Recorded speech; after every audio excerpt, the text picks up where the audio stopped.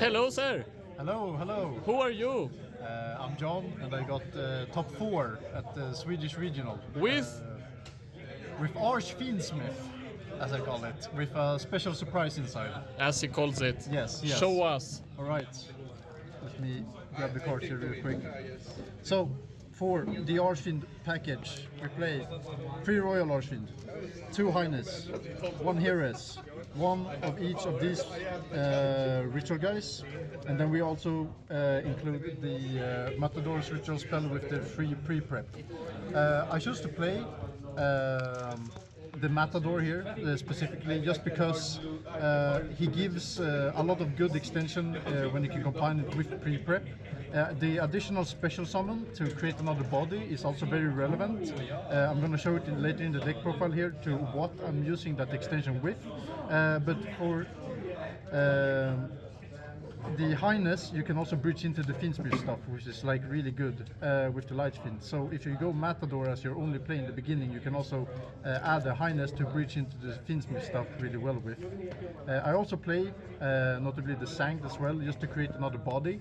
So you're on 3 track as well? I'm on 3 track here. And yes. 1 Sanct. Yeah, okay. Just because the track can also add a Highness from deck to hand as well, if you already brick on the Lurie. Also, if you want another draw and your hand is already custom, you can just add another engraver to get the Necro Crypt draw with, basically. And you also have a good target to add with Sanct, and not only track that you save for the next turn. So you can create just an additional body to continue playing with the Mutant in the Sky here as well.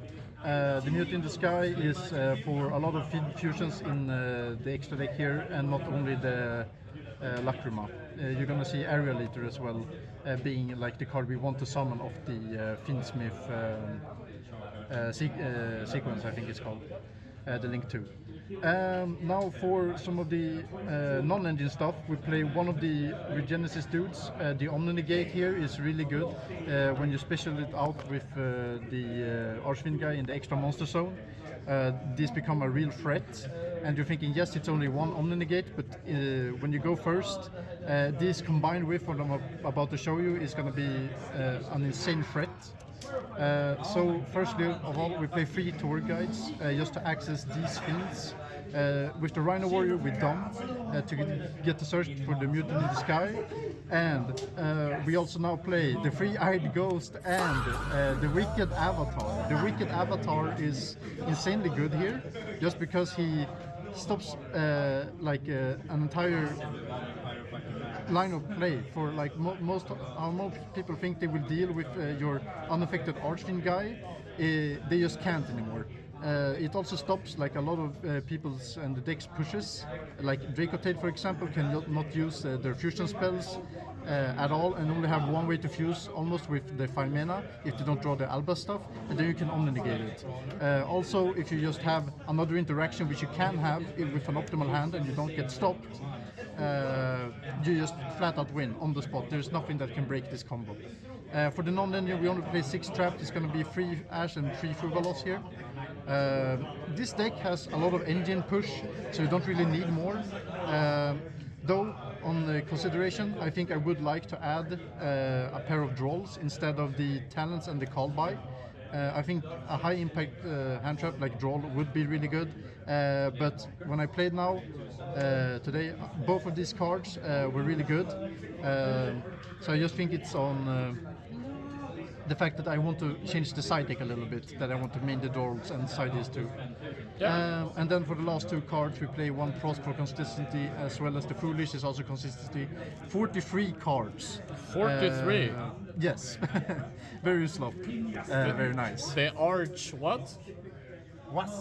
The Archfiend Fiendsmith. Yes. Okay. The Archfiend Smiths. We have to work on the name. Yes. For the extra deck here, pretty standard with the Fiendsmith cards here. All the Fiendsmith stuff together with the Necro Crypt. And now for the Mutant in the Sky fusions that you often make are either the Aerial Eater or the Duke of the Mice. Duke of the Mice being the card that gives you the additional normal summon for your Wicked Avatar. So you will often end on, for example, a sequence together with an area leader that has done his job and searched for the mute in the sky that summons the Duke.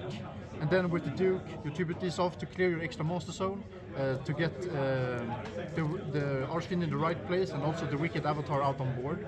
If you also don't have enough ritual material in your hand, you can also just tribute the Wicked Avatar because he's done his job already. But otherwise, if you just leave him on the board, he's very oppressive and can grow very big to just finish games on the spot because not a lot of people have good enough defenses to deal with your crackback. Since your normal combo also ends with Fiendsmith stuff in the graveyard, if they try to kill you, they often can't because your Archfiend names in the grave resurrect themselves. So then you will have an insane crackback. We also played this. It's a really good card to out the Draco Tail back row, and it's also just a big beater with defensive capabilities. Your left and right most zones cannot be destroyed by card effects, which has come up. This card came up like 3 times and was really good. The Caesar did not come up once. You often just threaten this with Necroquip and Engraver on board, and then they will Nibiru you right then and there, and then you can push through with other engine. Absolute MVP, together with Mutiny on the Sky, this can revive your dumped Three-Eyed Ghost that searched the Wicked Avatar. Then we have the Muckraker, was also really good. This card is, I think I would cut it honestly, but I haven't decided on what just yet. I just don't think you need this card to go into with the rank freeze. I thought this would be better, but it's just not needed. The SP Little Knight and then the Abao was really good. Also a monster that clears your extra monster zones if you have really a lot of gas. So you can just banish it and resurrect something that you can also link into or rank up into Caesar with. Now for the side deck. Yes. The side deck is mainly incomplete. These are supposed to be, these 3 are supposed to be Illusion Gate. Because I want to play mainly board breakers here, but this side deck is honestly just a mix of like good stuff. So this side deck is pretty like messy, I would say so myself. But this is what I played: 2 Lightning Storm, 1 Nib, 1 Duster. This never came up at all, but what did come up is the Droplet. This card is absolutely goated. I love this card. It's going to become even better later on. The 2 draws are mandatory. This card was really good. Won me the last game of the day. When I do double draw, I drawed. He tried to orange light my draw, and I dropped another draw on top of it. Just insta killer. But it was also good versus other matchups too. This card is also really banger, like versus Draco Tail. I did this, and also versus Dark Lord. Absolutely insane card. You should try to have another link too, to just link off of this, and it just creates so much pressure on the opponent. If you have Fiendsmith in your hand, and just link this off with something like Buio or something, you can play from the get-go basically. And then it's just 3 Perulias. Saw the card, insta won me games. I think this card is really good, especially when you draw into powerful cards that can just break boards really easily. If you drew pre-prep together with your Archfiend Ritual, you can almost break boards from turn 1. If you, for example, scale your high-level ritual monster, you can pop them a Mental Field spell and then just instant ritual them out, banishing their whole board and basically removing all their interactions. Yeah. What were your matchups? My matchups were Vanquish Soul K9 ×2. I played versus Draco Tail. I played versus Dark Lord Gem Knight.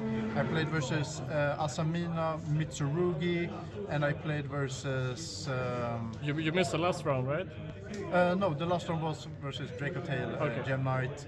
I believe my third round, Rescue Ace. It was versus Rescue Ace Fiendsmith. Oh yeah. Yes. And then I dropped the Wicked Avatar on him, and he couldn't play. Nice. You put your balls on the table. I put my balls on the table. Great. And I looked really happy while doing it. Thoughts on the deck? I think there's a lot to be done to the deck, but I think the deck performed really good. I really like the Finn stuff. It's just so much fun to play with, honestly. It's a great time, and I can't recommend it enough. I will do some changes to the deck later on when the Blazing Dominion releases, but it's a really enjoyable deck. Nice. Yes. Congrats, John. Thank you. And see ya, guys. See you.